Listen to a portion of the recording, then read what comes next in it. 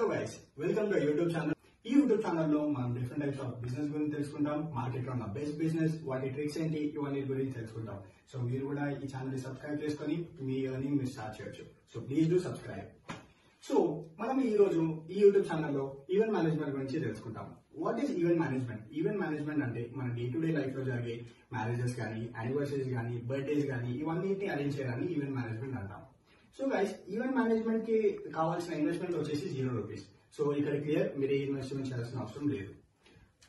So main thing ఏంటంటే ఈ event లో మీరు కొన్ని విజిటింగ్ కార్డ్స్ తయారు చేసుకోండి. మీ విజిటింగ్ కార్డ్స్ తయారు చేసుకున్నాక మీ లోకల్ ఏరియాస్ లో ఉన్న డెకరేటర్స్ దగ్గరికి వెళ్ళి మిమ్మల్ని వాళ్ళకి ఒక ఈవెంట్ మేనేజర్ లాగా పరిచయం చేసుకోండి. పరిచయం చేసుకున్నాక వాళ్ళని మీతో వర్క్ చేయమని చెప్పండి.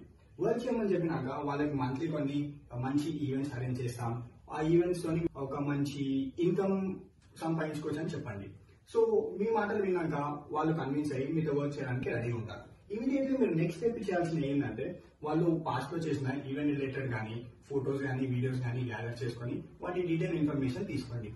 ఇన్ఫర్మేషన్ అంటే ఫర్ ఎగ్జాంపుల్ ఒక మ్యారేజ్ కానీ, ఒక వెడ్డింగ్ కానీ, ఒక యానివర్సరీ కానీ, ఒక హౌస్ వార్మింగ్ సెరమనీస్, ఇవన్నిటిని అరేంజ్ చేయడానికి ఎంత కాస్ట్ అయింది, ఫర్ ఈచ్ ఎంత కాస్ట్ అయింది అని డీటెయిల్ గా తెలుసుకొని మీరు దానిపైన ఎంత నెగోషియేట్ చేసుకోవచ్చు, ఎంత డిస్కౌంట్ వస్తుంది, అవన్నీ క్లియర్ గా తెలుసుకోవచ్చు. సో గైస్, ఆఫ్టర్ దిస్ మీరు చేయాల్సిన పని ఏంటంటే మీరు ఎట్లయితే ఇప్పుడు ఒక డెకరేటర్ దగ్గరకు వెళ్ళి మీ వ్యూస్ వాళ్ళకి చెప్పి వాళ్ళని మీతో వర్క్ చేయాలని కన్విన్స్ చేశారో, సేమ్ అట్లనే మీ లోకల్ ఏరియాస్ లో ఉన్న ఒక 4 to 5 డెకరేటర్స్ దగ్గరికి వెళ్ళి సేమ్ అట్లనే వాళ్ళతోని మాట్లాడి వాళ్ళని మీతో వర్క్ చేయాలని కన్విన్స్ చేయండి.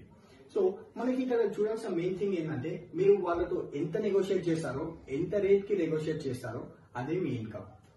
సో గైస్, ఇక్కడ మనం చూడాల్సిన మెయిన్ థింగ్ ఏంటంటే ఈవెంట్ మేనేజ్మెంట్ లో ఒకటే కేటగిరీ ఉండదు. ఓన్లీ డెకరేషన్ ఒకటే కేటగిరీ కాదు, దీనిలో చాలా టైప్స్ ఆఫ్ కేటగిరీస్ ఉన్నాయి. For example catering, lights, sounding, function hall, photography, bouncer, example ఇవన్నీ ఇట్లా చాలా ఎక్సెట్రా చాలా ఉంటాయి. సో మీరు చేయాల్సిన పని ఏంటంటే సేమ్ మీరు ఎట్లయితే డెకరేటర్ దగ్గరికి వెళ్ళి ఎట్లయితే మీ వ్యూస్ వాళ్ళకి కన్వే చేస్తున్నారో, క్యాటరింగ్ దగ్గరికి వెళ్ళి కూడా అట్లానే చెప్పాలి వాళ్ళకి. ఒక క్యాటరింగ్ దగ్గరికి వెళ్ళి మీరు వాళ్ళతో వర్క్ చేయమని చెప్పి వాళ్ళకి ఎంతైతే ఇన్కమ్ వస్తుందో, వాళ్ళకి ఎంత ఇన్కమ్ చేసుకోవచ్చో వాళ్ళందరినీ మీరు కన్విన్స్ చేసి ఇట్లా ఉండాలి.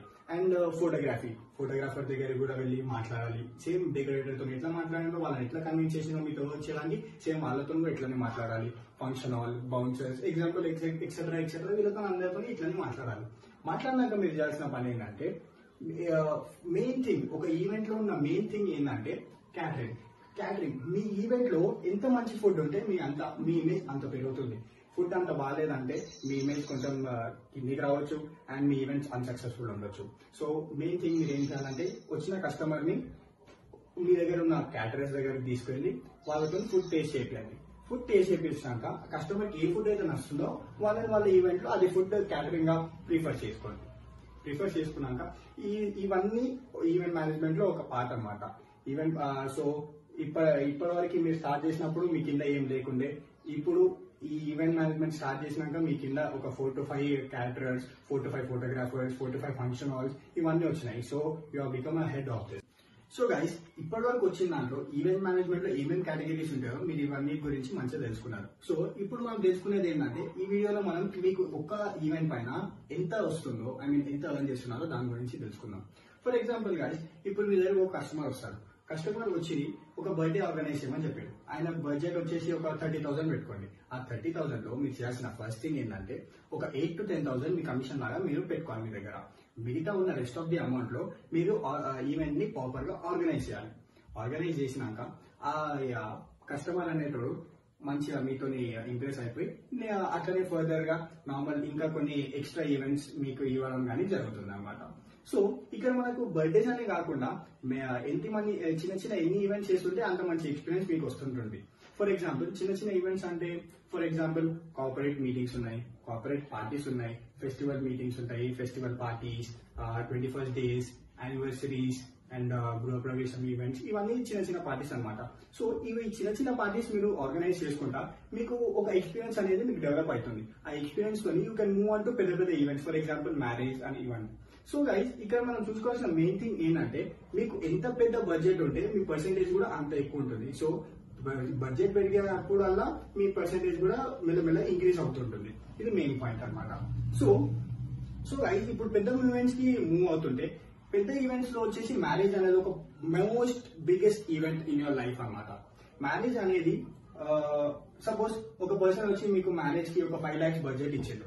ఆ 5 lakhs బడ్జెట్ లో మీ కమిషన్, నేను ఎప్పుడైతే ఇప్పుడు బర్త్డేస్ లో ఎట్లయితే చెప్పినానో మ్యారేజెస్ లో కూడా ఒక 50 to 80,000 మీ బడ్జెట్ లాగా మీరు పక్కన పెట్టుకోవాలి. I mean, మీ కమిషన్ లాగా మీరు పక్కన పెట్టుకోవాలి. ఉన్న రెస్ట్ ఆఫ్ ద అమౌంట్ తోని మీరు ఆ మ్యారేజ్ కి కావాల్సిన ఐటమ్స్ కానీ, ఆ మ్యారేజ్ లో ఏవేవైతే ఈవెంట్స్ జరుగుతాయో అవన్నీ ప్రాపర్ గా అరేంజ్ చేయాలి.